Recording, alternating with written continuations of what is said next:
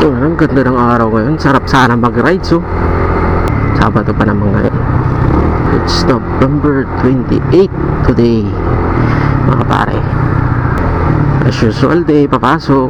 Kaya natin ngayon yung temperature ng motor. Kasi yung motor natin is kargado ng MTRD 62. So normal din naman sa atin. Pag nakakargado, mas mainit. Yung problema ng iba na problema ko rin dati. Lalo pag traffic, walang galawang traffic, yan, mataas na siya 60 temperature natin. Kita nyo ba?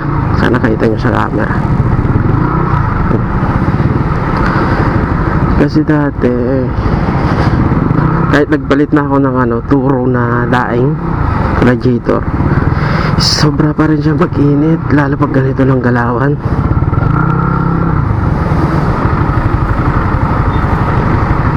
Naabot ako ng na 82, 83, which is normal pa rin kasi pag 90 kasi yun na yung time na 90 plus, iilaw na yung overheating natin ng panel board, iilaw na yun. So ngayon ang ginagawa ko, abot na siya ng 70. 72 sabihin natin, 72. Pag ganito kasi maluwag, yung mararamdaman na mag-overheat ay mainit siya. Kasi maganda yung pan, maganda yung higop pa ng pan ng makina.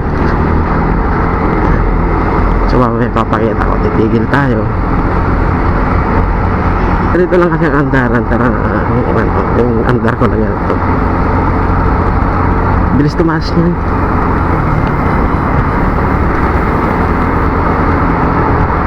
So may ginawa kami ng kumpare ko.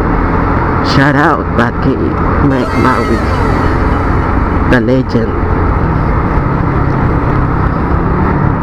Ginawa kami ng kumpare ko. Wait lang, i-overheat nga natin.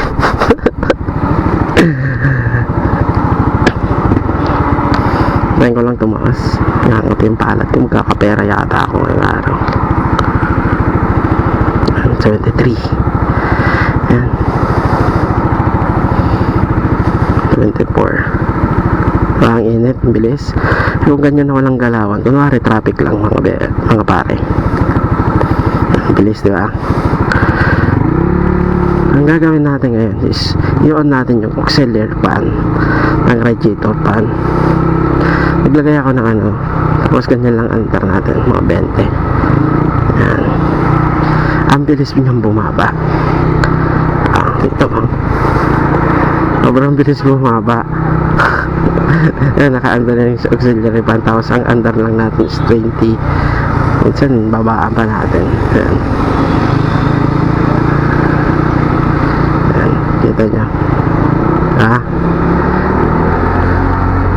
sa pag bumabakbak ka rin mga pare, kumari bakbak tayo, yan, bakbak tayo pag mainit, sobrang init, tapos bakbak tayo, yan,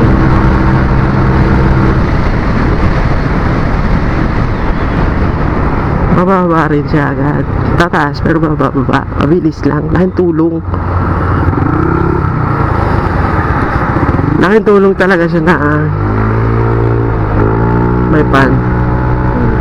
Kahit sabihin natin mga 2 oras tayong bumabakbak ng 100, mahigit o dire-diretso, hindi ako nag-aalinlangan mag-overheat kasi tignan mo, baba na yung temperature pag naka-on yung auxiliary fan. Pag ganyan na naka 66 na yung pan, ay na temperature mga nasa 70 na lang, pinapatay ko na ulit, hindi ko pinapaabot ng 80. Kasi normally pag nag-overheat tayo is yung cylinder head gasket natin, yun yung pumuputok. Ang setup pala ng motor natin is 62 MTRT. Naka-throttle body siya ng 34mm for S1M. Ang panggilid ko pala ay speed tuner, ang Velcro, wing Velcro, tapos stock clutch lining, tsaka RS8 fully set version 3. Ang kagandahan lang kasi pag minix ko yun, ang bola ko pala is straight 11, ang kilo ko is 105 kilo. So mabigat ako, kaya nga Racing Panda, shout out Racing Panda. Ang gusto ko lang sa RS8 is 2 angle, mabilis siyang umangat. So arangkada, hindi ako pinapahiya.